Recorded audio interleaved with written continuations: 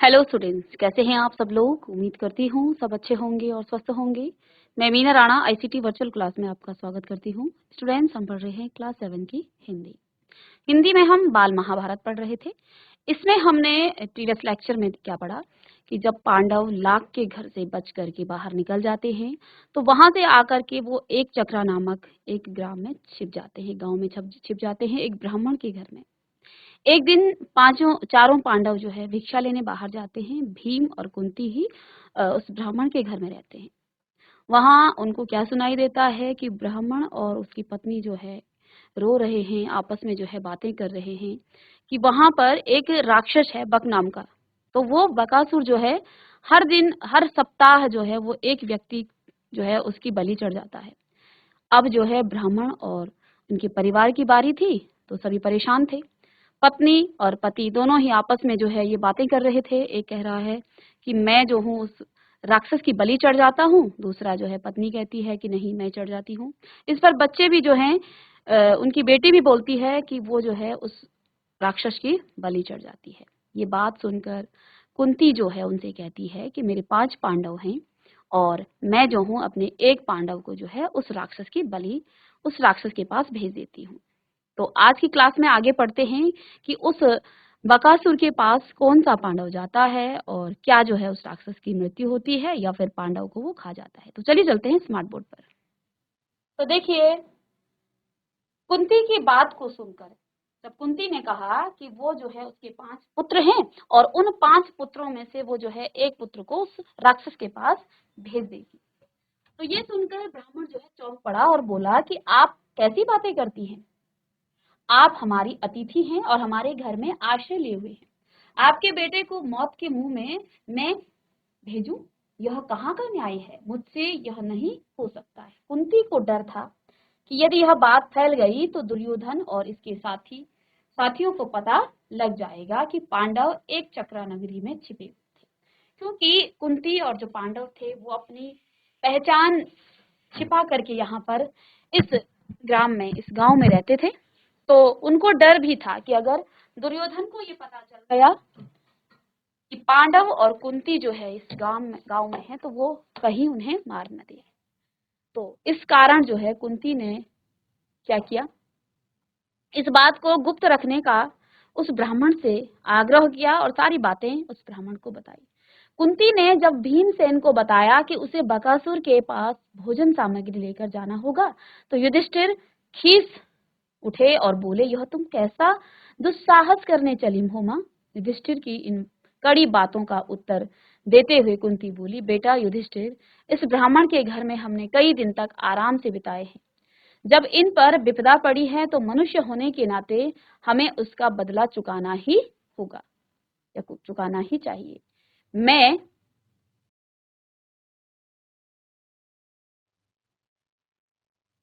बेटा भीम की शक्ति और बल से अच्छी तरह से परिचित हूँ। तो कुंती को विश्वास था कि भीम उस बकासुर नाम के राक्षस को मार देगा। तो कुंती ने क्या कहा कि मुझे विश्वास है कि भीम जो है, तुम इस बात की चिंता मत करो। जो हमें वातावरण से वारणावत से यहाँ तक उठा लाया, जिसने हिडिंब का वध किया, उस भीम के बारे में मुझे ना तो कोई डर है न चिंता है। भीम को बकासुर के पास भेजना हमारा कर्तव्य है। इसके बाद नियम के अनुसार नगर के लोग खाने पीने की चीजें गाड़ी में रखकर ले आए। भीमसेन उछलकर गाड़ी में बैठ गया। शहर के लोग भी बाजे बजाते हुए कुछ दूर तक उसके पीछे पीछे चले। एक निश्चित स्थान पर लोग रुक गए और अकेला भीम गाड़ी दौड़ाता हुआ आगे गया। उधर राक्षस मारे भूख के तड़प रहा था। जब बहुत देर हो गई तो बड़े क्रोध के साथ वह गुफा के बाहर आया। देखता है कि एक मोटा सा मनुष्य बड़े आराम से बैठा हुआ भोजन कर रहा है। यह देखकर बकासुर की आंखें जो है क्रोध से एकदम लाल हो उठी। अब भीम जब उस बकासुर की गुफा में गया तो जो भोजन उस राक्षस के लिए दिया हुआ था, भीम स्वयं उसे खाने लग गया। राक्षस भूख से जो है तड़प उठा और गुस्से से बाहर आया। गुफा से बाहर आते ही राक्षस क्या देखता है कि बकासुर की जो आंखें हैं वो क्रोध से एकदम लाल हो गई।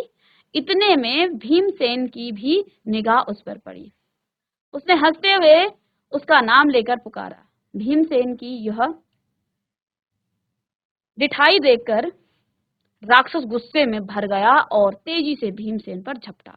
भीमसेन ने बकासुर को अपनी ओर आते देखा तो उसने उसकी तरफ पीठ फेर ली और कुछ भी परवाह न करके खाने में ही लगा रहा। खाली हाथों काम न बनते देखकर राक्षस ने एक बड़ा सा पेड़ जड़ से उखाड़ लिया और उसे भीमसेन पर दे मारा, परंतु भीमसेन ने बाएं हाथ से उसे रोक लिया। दोनों में भयानक मुठभेड़ हो गई। राक्षस और भीम में अब यहाँ लड़ाई हो गई। भीमसेन ने बकासुर को ठोकरें मारकर गिरा दिया और कहा, दुष्ट राक्षस जरा विश्राम तो करने दे। तो भीम ने जो है उसको जो है मारा, लेकिन उससे कहा कि दुष्ट राक्षस जरा मुझे आराम भी करने दो। थोड़ी देर सुस्ताकर भीम ने फिर कहा, अच्छा अब उठो। बकासुर उठकर भीम के साथ लड़ने लगा। भीम ने उसको जो है ठोकरें लगाकर फिर गिरा दिया। इस तरह बार बार पछाड़ खाने पर राक्षस उठकर भिड़ जाता था। आखिर भीम ने उसे मुंह के बल गिरा दिया और उसकी पीठ पर घुटनों की वार देकर उसकी रीढ़ जो है तोड़ डाली। राक्षस पीड़ा के मारे चीख उठा और उसके प्राण पखेरु जो है उड़ गए। भीमसेन उसकी लाश को घसीटता लाया और उसे नगर के फाटक पर जाकर पटक दिया।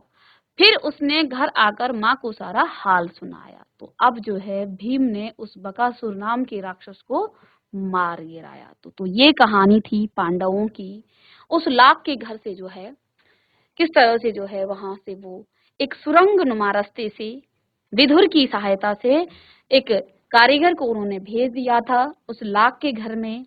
और उस लाख के घर में जो कौरवों ने षड्यंत्र रचा था पांडवों के लिए, वहां से आकर के ये एक चक्रा नामक गांव में आकर भेष बदल कर रहते थे, भिक्षा लेकर वहां पर अपना जीवन यापन कर रहे थे। वहां पर बकासुर नाम का वध करके भीम जो है ने वहां पर सब लोगों की रक्षा की। अब महाभारत में द्रौपदी स्वयंवर की कथा आती है।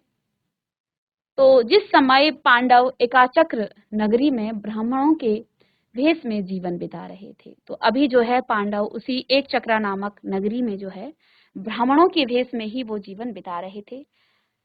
उन्हीं दिनों पांचाल नरेश की कन्या द्रौपदी के स्वयंवर की तैयारियां होने लगी। अब इधर जो है पांचाल नरेश की जो पुत्री थी द्रौपदी, उनके स्वयंवर की तैयारियां होने लगी। एक चक्रा नगरी के ब्राह्मणों के झुंड पांचाल देश के लिए रवाना हुए।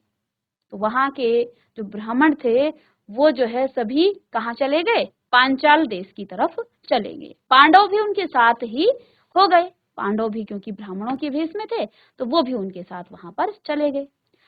पांचों भाई माता कुंती के साथ किसी कुम्हार की झोपड़ी में आ टिके और वहां जाकर उन्होंने किसी कुम्हार के घर में जो है आश्रय लिया और वहां पर वो रहे। पांचाल देश में भी पांडव ब्राह्मण वेश में ही धारण किए रहे। अब यहाँ पर भी जो है इन्होंने ब्राह्मणों के रूप में ही रहे। इस कारण कोई उनको पहचान न सका। स्वयंवर मंडप में एक बृहदाकार धनुष रखा हुआ था जिसकी डोरी तारों की बनी हुई थी। ऊपर काफी ऊंचाई पर एक सोने की मछली टंगी हुई थी जिसके नीचे एक चमकदार यंत्र बड़े बेग से घूम रहा था। राजा द्रौपद ने घोषणा की थी कि जो राजकुमार पानी में प्रतिबिंब देखकर उस भारी धनुष से तीर चलाकर ऊपर टंगे हुए निशाने मछली को गिरा देगा, उसी को द्रौपदी वरमाला पहनाएगी। इस स्वयंवर के लिए दूर दूर से अनेक वीर आए थे। तो यहाँ पर जो है मछली की आंख को भेदना था पानी में देख करके, ये तो सभी को पता है ये कहानी। तो द्रौपद राजा ने जो है इस प्रकार की घोषणा की थी कि जो पानी में देख करके ऊपर घूमती हुई मछली की आंख को जो भेदेगा वही द्रौपदी का पति होगा। इस स्वयंवर के लिए दूर दूर से जो है अनेक वीर भी आए हुए थे। मंडप में जो है सैकड़ों राजा इकट्ठे हुए थे जिसमें धृतराष्ट्र के 100 बेटे, अंग नरेश कर्ण और श्री कृष्ण, शिशुपाल, जरासंध आदि भी शामिल हुए। दर्शकों की भी भारी भीड़ थी। कई जो है राजा तो वहां उस स्वयंवर में शामिल होने आए थे और कुछ देखने आए थे। राजकुमार धृष्टद्युम्न घोड़े पर सवार होकर आगे आया। उसके पीछे हाथी पर सवार द्रौपदी जो है आई। हाथ में फूलों का हार लिए एक राजकन्या हाथी से उतरी और सभा में पर्दा पर्दापण किया गया। राजकुमार धृष्टद्युम्न अपनी बहन का हाथ पकड़कर उसे मंडप के बीच में ले आया। अब जो है द्रौपदी को जो है उसका भाई उस मंडप में लेकर आया।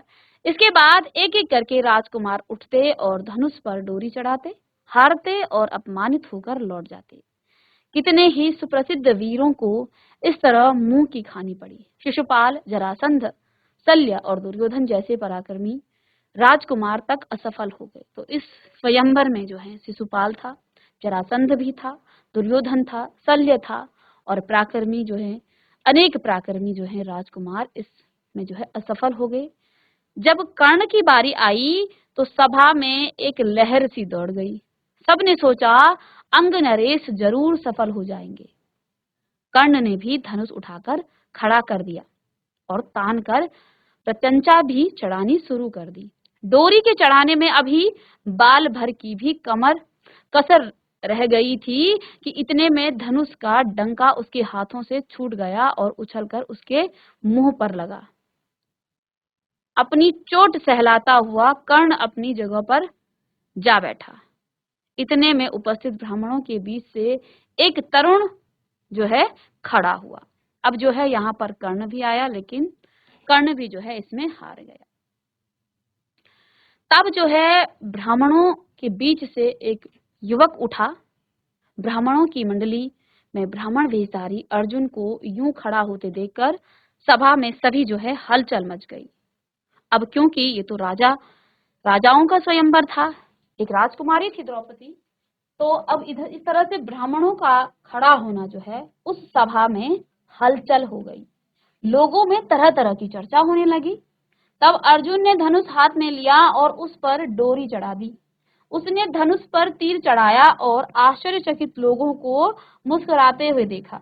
लोग उसे देख रहे थे। उसने और देरी न करके तुरंत एक के बाद एक 5 बाण उस घूमते हुए चक्र में मारे और हजारों लोगों के देखते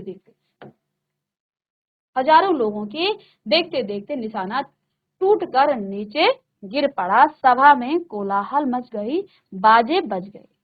यानी कि अर्जुन ने जो है वो जो घोषणा की थी द्रौपदी के पिता ने, राजकुमार राजा ने, तो वो जो है अब पूरी हुई और पूरे राजमहल में जो है बाजे बज उठे। उसी समय राजकुमारी द्रौपदी की शोभा कुछ अनूठी हो गई। वह आगे बढ़ी और संकुचाते हुए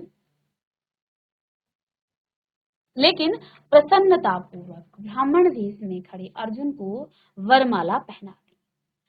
माता को यह समाचार सुनाने के लिए युधिष्ठिर, नकुल और सहदेव तीनों भाई मंडप से उठकर चले गए, परंतु भीम नहीं गया। उसे भय था कि निराश राजकुमार कहीं अर्जुन को कुछ न कर दे। भीमसेन का अनुमान ठीक ही निकला। राजकुमारों में बड़ी हलचल मच गई। उन्होंने शोर मचाया। राजकुमारों का जोश बढ़ता गया। ऐसा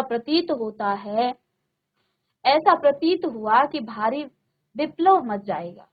यह हाल देखकर श्री कृष्ण, बलराम और कुछ राजा जो है विप्लव मचाने वाले राजकुमारों को समझाने लगे।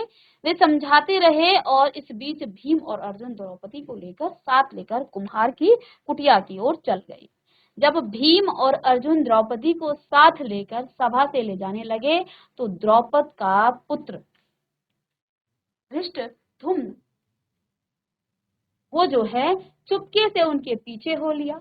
कुम्हार की कुटिया में उसने जो देखा उससे उसके आश्चर्य की सीमा न रही। वह तुरंत लौट आया और अपने पिता से बोला कि पिताजी, मुझे तो ऐसा लगता है कि ये लोग कहीं पांडव न हो। बहन द्रौपदी उस युवक की मृगछाला पकड़े जब जाने लगी तो मैं भी उसके पीछे हो लिया। वे एक कुम्हार की झोपड़ी में जा पहुंचे। वहां अग्निशिखा की भांति एक तेजस्वी देवी बैठी हुई थी। वहां जो बातें हुई उससे मुझे विश्वास हो गया है कि वो कुंती देवी ही होनी चाहिए। तब राजा द्रौपद के बुलावा भेजने पर पांचों भाई माता कुंती और द्रौपदी के साथ लेकर राजभवन पहुंचे। युधिष्ठिर ने राजा को अपना सही परिचय दिया। यह जानकर कि ये पांडव हैं, राजा द्रौपद फूले न समाये। उनकी इच्छा पूरी हुई और महाबली अर्जुन मेरी बेटी के पति हो गए हैं, तो फिर द्रोणाचार्य की शत्रुता की मुझे चिंता नहीं रही। यह विचार कर उन्होंने संतोष की सांस ली। माँ की आज्ञा और सबकी सम्मति से जो है द्रौपदी के साथ 5 पांडवों का विवाह हो गया। इस प्रकार से जो है द्रौपदी का भी विवाह हो गया था। किसके पास? किसके साथ? 5 पांडवों के साथ।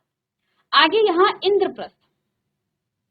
द्रौपदी के स्वयंवर में जो कुछ हुआ था उसकी खबर जब हस्तिनापुर पहुंची, अब इधर राजा द्रौपद को पता चल गई कि ये तो पांडव हैं, और द्रौपदी के स्वयंवर की जो घटना है वो हस्तिनापुर जाकर पहुंच गई। तो विदुर बड़े खुश हुए, धृतराष्ट्र के पास दौड़ गए और बोले, पांडव अभी जीवित हैं। राजा द्रौपद की कन्या को स्वयंवर में अर्जुन ने प्राप्त किया है। 5 भाइयों ने विधि पूर्वक द्रौपदी के साथ ब्याह कर लिया है और कुंती के साथ वे सब द्रौपद के यहाँ कुशल से हैं। ये सुनकर धृतराष्ट्र जो है हर्ष प्रकट करते हुए बोले, भाई विदुर, तुम्हारी बातों से मुझे असीम आनंद हो रहा है। राजा द्रौपद की बेटी हमारी बहू बन गई है, यह बड़ा ही अच्छा हुआ। उधर दुर्योधन को जब मालूम हुआ कि पांडवों ने लाख के घर की भीषण आग से किसी तरह बचकर जो है और 1 बरस तक कहीं छिपे रहने के बाद अब पराक्रमी पांचाल राज की कन्या से ब्याह कर लिया है और अब वे पहले से भी अधिक शक्तिशाली बन गए हैं, क्योंकि पांचाल नरेश द्रौपद भी बड़ा वीर था और एक राजा की बेटी से शादी करने के बाद उनकी जो शक्ति थी वो और भी बढ़ गई थी। तो जैसे ही दुर्योधन को ये पता चला तो वो जो है अब जो है वो फिर प्रतिशोध की आग में, ईर्ष्या की आग में जो है उसके मन में और प्रबल हो उठी। तो जैसे ही उसको ये पता चला कि अब वे जो हैं अधिक और अधिक शक्तिशाली बन गए हैं, तो उसके प्रति उनके मन में ईर्ष्या की आग और अधिक प्रबल हो उठी। दबा हुआ बैर फिर से जाग उठा। दुर्योधन और दुशासन ने शकुनी को अपना दुखड़ा सुनाया। मामा, अब क्या करें? अब तो द्रौपद कुमार, धृष्टद्युम्न और शिखंडी भी उसके साथ बन गए। तो अब जो है ये सारी घटना अपने मामा शकुनी को सुनाते हुए यहाँ पे दुर्योधन जो है अपने मामा के पास जाकर के ये बातें कह रहा है। उसके बाद कर्ण और दुर्योधन धृतराष्ट्र के पास गए और एकांत में उससे दुर्योधन ने कहा, पिताजी, जल्दी ही हम ऐसा कोई उपाय करें जिससे हम सदा के लिए निश्चिंत हो उठे। धृतराष्ट्र ने कहा, बेटा तुम बिल्कुल, अब देखो, पहले अपने मामा के पास गए और अब गए अपने पिता धृतराष्ट्र के पास। धृतराष्ट्र ने कहा, बेटा तुम बिल्कुल ठीक कहते हो, तुम ही बताओ अब क्या करना चाहिए। दुर्योधन ने कहा, तो फिर हमें कोई ऐसा उपाय करना चाहिए जिससे पांडव यहाँ आए ही नहीं, क्योंकि यदि वे इधर आए तो जरूर राज्य पर भी अपना अधिकार जमाना चाहेंगे। इस पर कर्ण को हंसी आ गई। उसने कहा, दुर्योधन, अब 1 साल बाहर रहने और दुनिया देख लेने से उन्हें काफी अनुभव प्राप्त हो चुका है। एक शक्ति संपन्न राजा के यहाँ उन्होंने शरण ली है, जिस पर उसके प्रति तुम्हारा बैर भाव उनसे छिपा नहीं है, इसलिए छल प्रपंच से अब काम नहीं बनेगा। आपस में फूट डालकर भी उनको हराना संभव नहीं। राजा द्रौपद धन के प्रलोभन में पड़ने वाले व्यक्ति भी नहीं है। लालच देकर उनको अपने पक्ष में करने का विचार बेकार है। पांडवों का साथ वे कभी नहीं छोड़ेंगे। तो अब जो है जब दुर्योधन अपने पिता धृतराष्ट्र के पास गया तो उन्होंने फिर से प्रपंच करने की सोची, लेकिन कर्ण ने उनको रोक लिया कि अब तो उनके पास एक शक्तिशाली राजा है और अब यदि आपने खुलेआम उनके साथ बैर भाव किया तो ये तुम्हारे लिए हानिकारक होगा। और उन्होंने क्या बताया?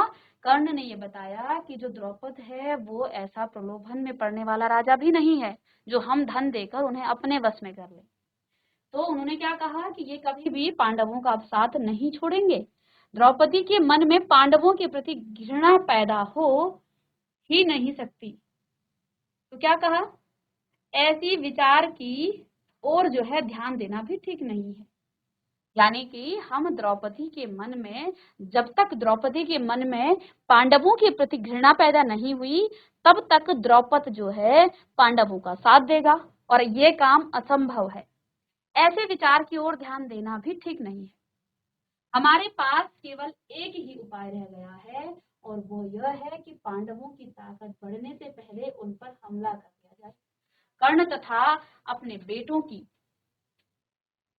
परस्पर विरोधी बातें सुनकर धृतराष्ट्र इस बारे में कोई निर्णय नहीं ले सके। वे पितामह भीष्म और आचार्य द्रोण को बुलाकर उनसे सलाह मशविरा करने लगे। पांडुपुत्रों के जीवित रहने की खबर पाकर पितामह भीष्म के मन में भी आनंद की लहरें उठी। भीष्म ने कहा, बेटा, वीर पांडवों के साथ संधि करके आधा राज्य उन्हें दे देना ही उचित है। आचार्य द्रोण ने भी यही सलाह दी। तो जब धृतराष्ट्र को जो है कर्ण और दुर्योधन की बात समझ में नहीं आई, तो उन्होंने भीष्म पितामह और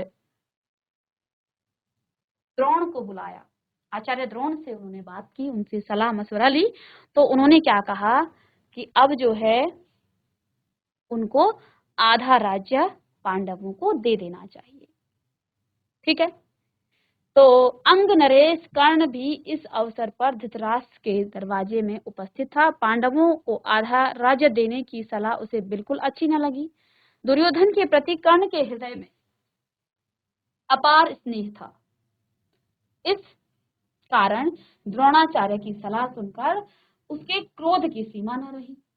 अब कर्ण जो है दुर्योधन से स्नेह करता था, क्योंकि दुर्योधन ने उसे जो है अंग नरेश बनाया था। तो उसे जो है ये बात अच्छी नहीं लगी, तो वो क्रोध की सीमा उसकी नहीं रही।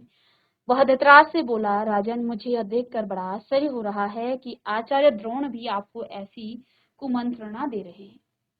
राजन, शासकों का कर्तव्य है कि मंत्रणा देने वालों की नियत को पहले परख ले, फिर उनकी मंत्रणा पर ध्यान दे। कर्ण की इस बात से द्रोणाचार्य क्रोधित हो उठे और वो गरज कर बोले, दुष्ट कर्ण, तुम राजा को गलत रास्ता बता रहे हो।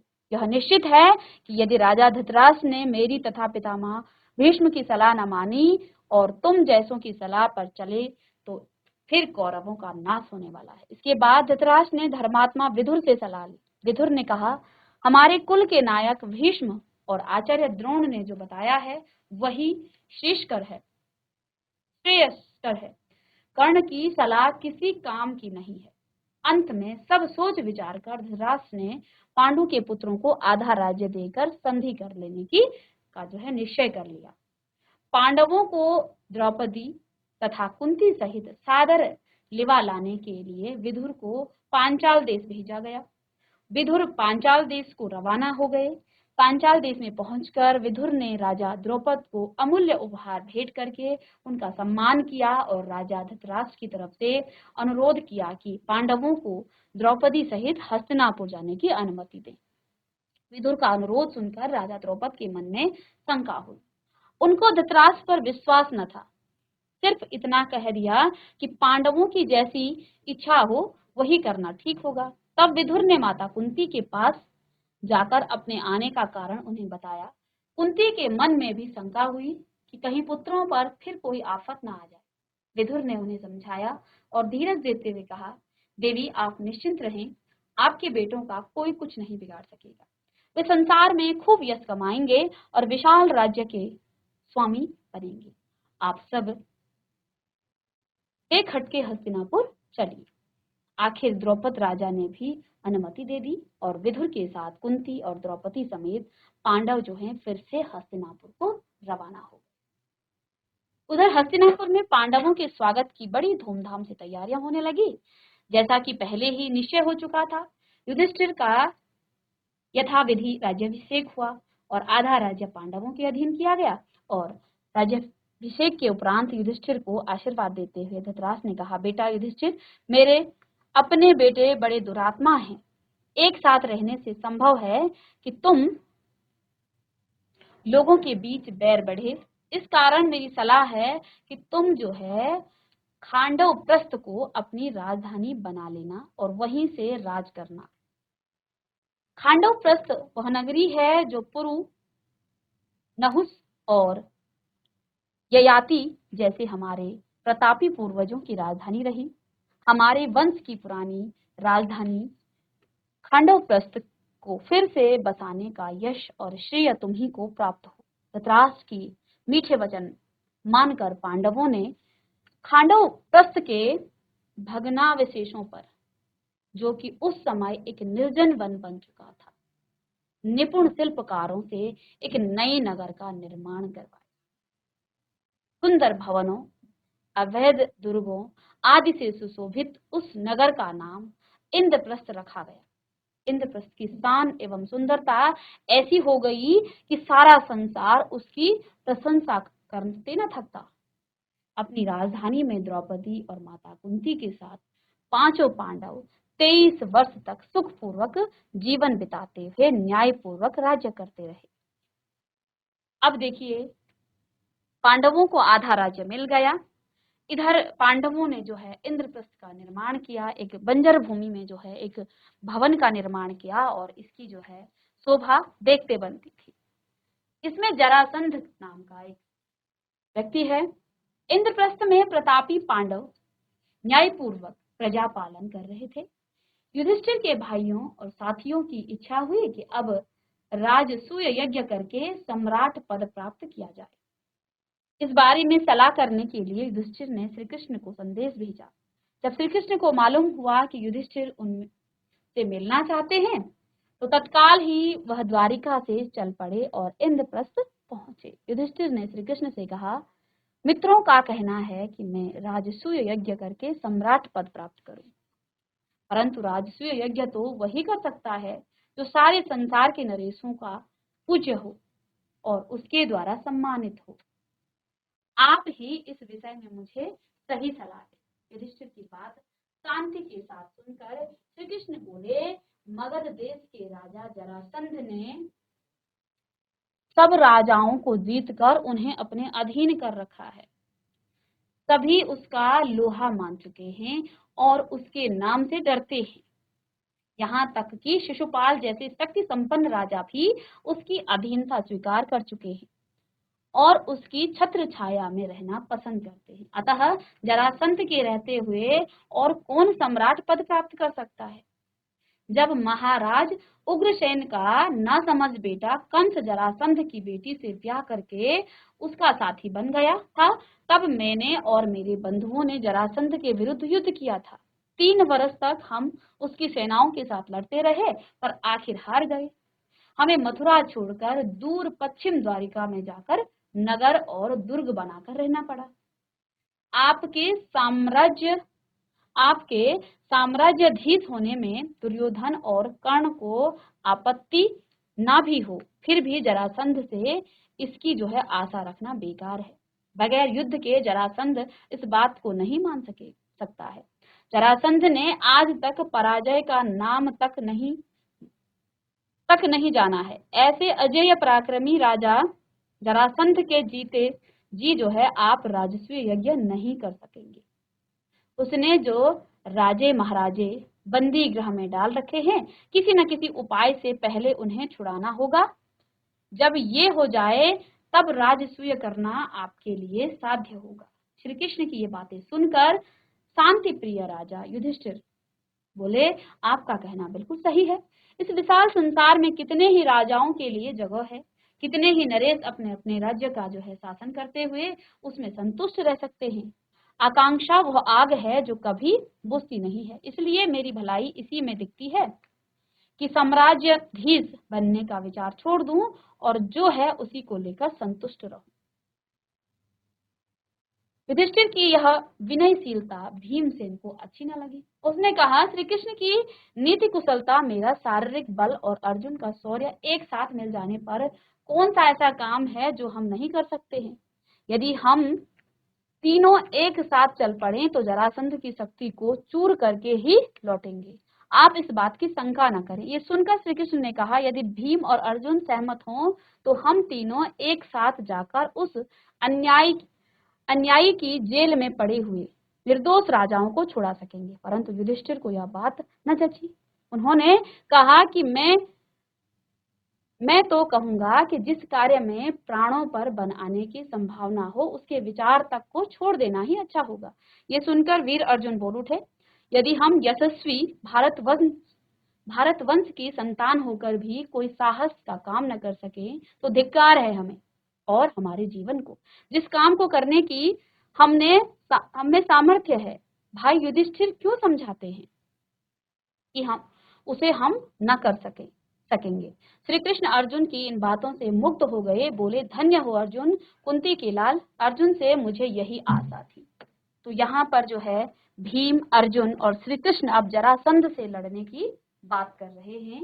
और आगे देखते हैं कि क्या श्री कृष्ण, भीम और अर्जुन जो है जरासंध को हरा पाते हैं या नहीं।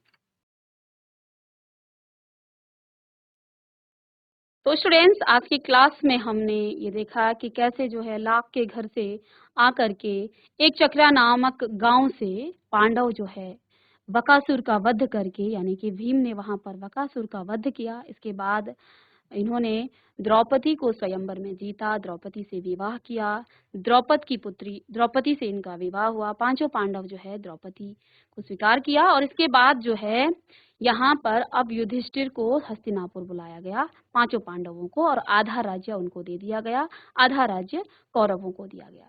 पांडवों ने इंद्रप्रस्थ नाम के एक सुंदर नगर का निर्माण किया और यहीं पर इन्होंने कई वर्षों तक राज्य किया। अब नेक्स्ट क्लास में पढ़ते हैं, मिलते हैं नेक्स्ट लेक्चर में, तब तक के लिए थैंक यू।